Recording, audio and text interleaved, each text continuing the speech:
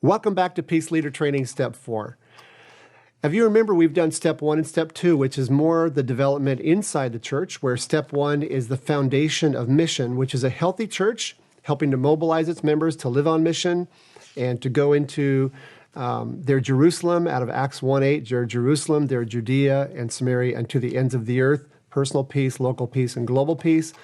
And then Step 2, the mobilization people, which is Jesus' model for mobilizing. It's the crawl, walk, run of mobilization. It's come and see, to come and walk with me, to come and die, which is a sacrificial step. If you remember the funnel of helping people go from apathetic to aware to awaken to actively involved to advocate, which is leadership. And then that mobilization takes us into the community, which is Step 3, or transformation, where we're trying to come alongside of people in the community and see them fully transformed, becoming whole and connected to a body of Christ that helps them with becoming fully integrated as people.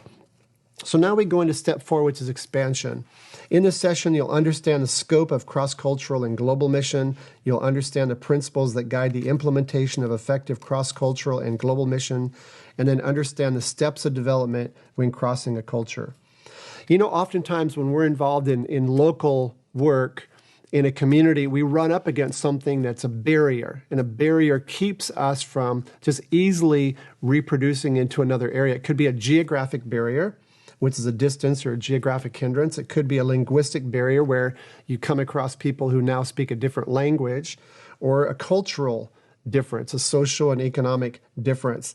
And when you run into these barriers, you can't just keep punching against them and hope that you're going to get the same results. So this is going to talk about how you expand beyond your local community or culture. First of all, as you begin to expand, you want to equip and empower churches in those communities or cultures. Almost always when you try to expand into another area, the church is already there. It could be that you're expanding into a very poor area or a homeless area, and there are churches there. You might be expanding into a different language, and churches are there. You might be expanding into a different culture. And so as you expand into that, you look for other churches to partner with. The simple answer of when there is not a church there is just plant churches. So we'll come back to that in just a second. So work church to churches. The reason why we say work church to churches is that as you go into a community, you want to work with as many churches as possible in a new community to avoid causing jealousy and divisions. Oftentimes I've seen people go into a community, they pick one church to work with. That church wants an exclusive relationship. And in their mind, mission is about resources, so they want an exclusive relationship to get as many resources as possible that they can get from a partner church. What you're looking for is a partner who says, I welcome you to our community. Let's do this together. Hey, let's get as many other churches as possible in on this so we can improve as many lives as possible through your coming into our community. And that's the kind of partner that you're looking for. As you go into a community, you want to let them own and lead the peace work. You want the churches there to say, we want to own this and we'll keep this going. If there's no church in that community or culture, plant a church. And we're going to come back to how to plant in just a minute. So remember, all mission is local mission. There's a diagram here that describes how as your church is getting healthy and mobilizing your people, they're going into your community, they expand past the barrier over to a global area or a different geography, a different culture, a different language, and begin to work with churches there. And so I use this description of the world is not a pancake. And I know it sounds a little strange to say that, but if you think about a pancake and you buy a pancake, if you're like me, you want to spread the butter all over the entire pancake and pour syrup on it and have the syrup go over the entire pancake. And that's much like saying in mission, we want to see something reproduce around the entire area. But the world's more like a waffle. You know the little squares in a waffle? When I get a waffle, I like to make sure I get butter in every square and syrup in every single square. I'm sure you're like that too. And the world's more like that because there's barriers that keep it from just flowing into all the different squares. So you have to be intentional to go from square to square to square. As you step into a different square, there are churches there. And so the question is, as there's churches in these other locations, what do you do with them? And I want you to think about this for just a moment. When we started this peace leader training, we started with the foundation of healthy mission. Oftentimes, this is forgotten as we leave our local community and move into another community and connect with the church, is we kind of throw that part out. And we go, well, there's a church here, we'll just work with them. What I discovered is when I do mission in a location that either doesn't have churches or the churches aren't healthy, that I get unhealthy mission results.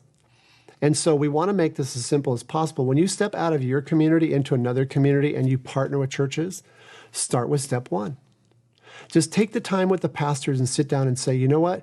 We're here to serve you. And one of the ways we're interested in serving you is to teach you the things that we've learned, the things that have helped us the most. And one of the things that helps our church the most is becoming a healthy church. We became a healthy church because we were a great commandment church and a great commission church. And there's 5 purposes that we're called to live out and help all the members to grow on all 5 purposes. And that's what healthy church is. And we have an intentional disciple-making process that helps our members move from just being in the church to growing in their faith, to serving in the church and going out and living on mission, all for the global glory of God. So we want to help you with step one.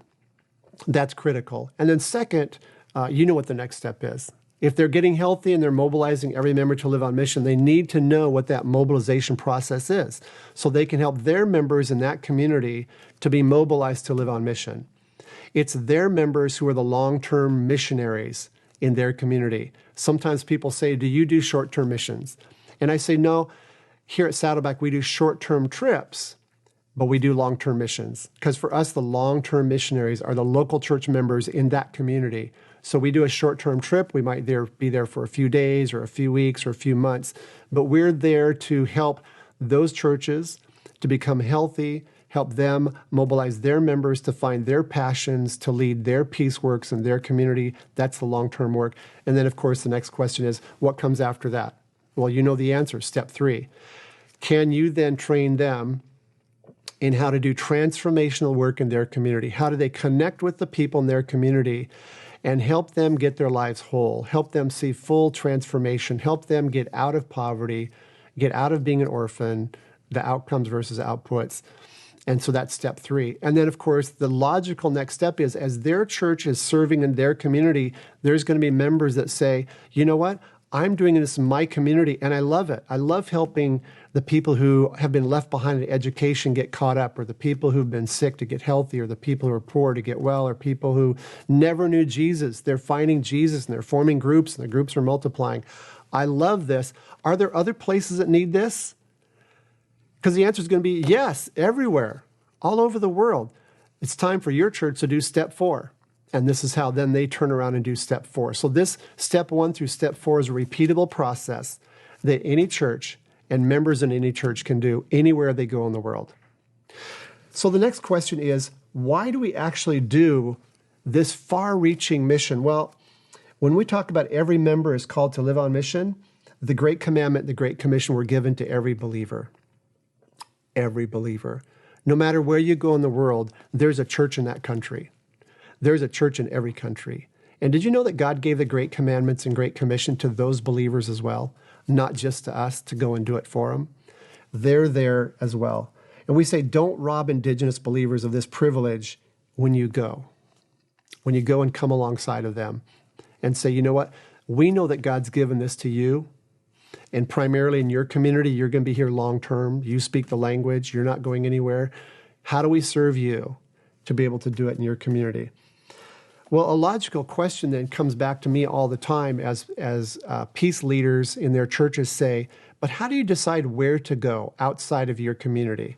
And so here's some things that we laid out in the acrostic places. Let me just read through these so you can get a general idea, and then we're going to let you talk about this for a little bit.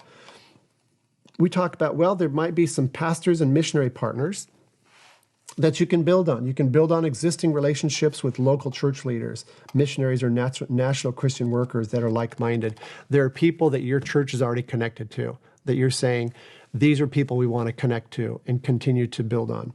Another thing are least evangelized peoples. These are peoples who may be less than 2% Bible-believing Christians, or the the people groups, the unengaged people groups that don't have a Bible, a believer, or a body of Christ. And these, in many ways, need to be prioritized. Is the gospel's never gone there after 2,000 years. There's more than 3,000 of these people groups that have never had a Bible, a believer, a body of Christ, and it's time for someone to go and connect with them. And then areas where God is at work, helping to accelerate areas of measurable impact in locations with existing field relationships. Sometimes someone's going to come and connect with you and say, God's doing amazing things in this part of the world. Would you like to partner with us? And you know that God will just be speaking to you. This is something to connect to, and that becomes something that you feel like your church needs to do. And then country or regional models, developing reproducible models with churches that will take responsibility for teaching other churches in their area or network. You know, oftentimes we don't realize how small our vision is. We just think, well, I've got a big vision because I want to do this project in this area, I want to do this one. But sometimes God's saying, your vision's not big enough. What if you took on a whole country? And that's what happened to us at Saddleback 12 years ago when Pastor Rick went to visit Rwanda at the invitation of the president of Rwanda. And he sat down with the president, and I was on that trip. I wasn't in the meeting with the president, but he came out and said, you know, I told the president, we're grateful for your invitation to come and make your nation a purpose-driven nation, but we're going to take our leadership from the church leaders. And so he gathered about 70 of the church leaders from all denominations across Rwanda and said, you know, the president has invited us, but we're only going to come if you're the ones that will not only invite us, but you'll lead this. And that formed a steering team of every denomination in the country, more than 250 denominations who said, we want to become healthy churches that are doing healthy mission. We're going to do purpose-driven to be a healthy church. We're going to do peace to do healthy mission across our entire nation. More than 4,000 churches have been trained in this across Rwanda in the last 12 years. That's a big vision. And now other churches are saying, we want to be a partner church like that to a steering team in a country. We'll take on a whole country. And it's a big vision and it's a big challenge, but so many are stepping up and doing that. And your church can do something like that. And then another thing you can step into is an emergency response, a disaster response, where there's something significant that happens. You can't respond to all of them. There are thousands of disasters every year. Almost every country has some disasters every year.